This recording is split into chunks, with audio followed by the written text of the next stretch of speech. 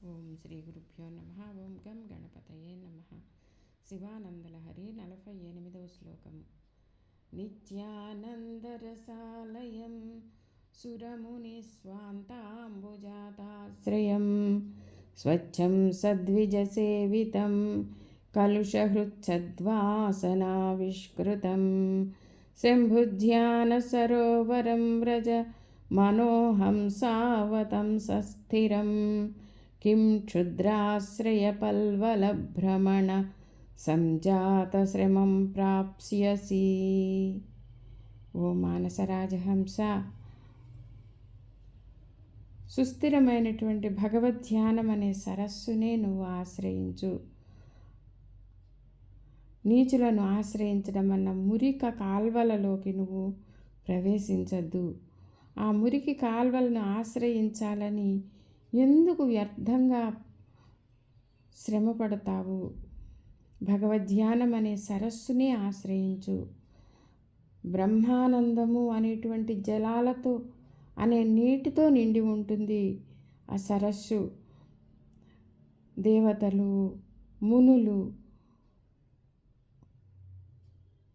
మునుల యొక్క మనస్సులు అనేటువంటి పుష్పాలతో ఆ ఆశ్రయము నిండి ఉంటుంది, నిర్మలంగా ఉంటుంది.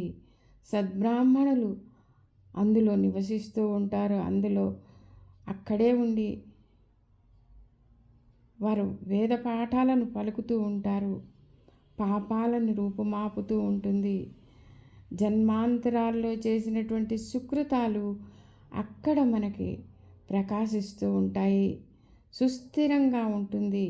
సుస్థిరంగా ఉండేటువంటి ఆ భగవద్ధ్యానం అనేటువంటి సరస్సునే నువ్వు ఆశ్రయించు. భగవద్ధ్యానం అనే సరస్సునే ఆశ్రయిస్తే ఓ మానసరాజహంస, నువ్వు ఎంతో బ్రహ్మానందపడతావు. బ్రహ్మానందము అనేటువంటి అమృతాన్ని స్వీకరిస్తావు. అంతేగాని నీచులను ఆశ్రయించి అటు ఇటు వ్యర్థంగా పరిగెత్తి ఆ నీచులనేటువంటి ఆ మురికి కాల్వలలోకి నువ్వు ప్రవేశించవాక.